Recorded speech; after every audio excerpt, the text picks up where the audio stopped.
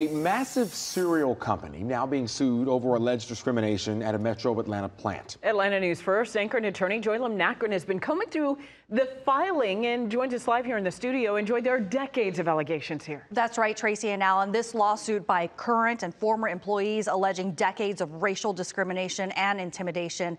It accuses General Mills of allowing white supremacists to operate in management and HR at the Covington location, thereby depriving black employees of equal employment opportunities and subjecting them to harassment and abuse. The lawsuit even includes an image of this mural, dubbed the Confederate mural, displayed at the plant in an area where black employees passed. It's described as a depiction of Stone Mountain, with General Mills cereal characters portraying Confederate generals. The suit alleges that black employees were systematically denied promotions and called racial slurs, including the N-word. One was allegedly told to go back to Africa with a noose left on his desk, another finding KKK written on his lunchbox. The suit alleges the discrimination was organized, and so it even invokes Georgia's RICO statute.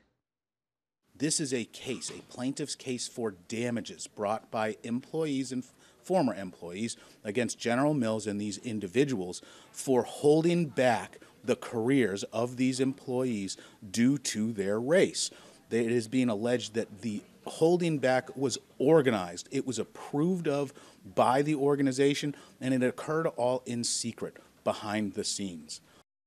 Now, we did reach out to General Mills, who responded with this statement, quote, "We do not comment on pending litigation. General Mills has a longstanding and ongoing commitment to diversity, equity, and inclusion, and we do not tolerate discrimination of any kind."